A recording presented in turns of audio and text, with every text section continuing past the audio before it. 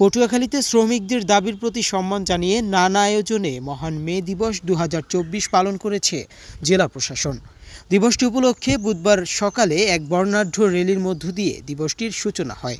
র্যালিটি circuit house থেকে শুরু হয়ে জেলা শিল্পকলা একাডেমিতে গিয়ে শেষ হয়। এ সময় পরিবহন শ্রমিক ইউনিয়ন, জেলা ইমরাত নির্মাণ শ্রমিক ইউনিয়ন, ইঞ্জি সিমেন্ট, পটুয়াখালী নৌযান মালামাল শ্রমিক ইউনিয়ন সহ বিভিন্ন শ্রমিক সংগঠন কপালে ও হাতে লাল কাপড় বেঁধে হাতে পতাকা নিয়ে র্যালিতে অংশগ্রহণ করেন। পছন্দের ব্র্যান্ডের পণ্য পেতে চলে আসুন ইয়েস ইলেকট্রনিক্স, সবুজবাগ মোড়, পটুয়াখালী। র্যালি শেষে জেলা শিল্পকলা একাডেমিতে এক আলোচনা সভার আয়োজন করা হয়। আলোচনা সভায় অতিরিক্ত জেলা প্রশাসক সার্বিক যাদব সরকারের সভাপতিত্বে প্রধান অতিথি হিসেবে উপস্থিত ছিলেন জেলা প্রশাসক মোহাম্মদ নূর কুতুবুল আলম।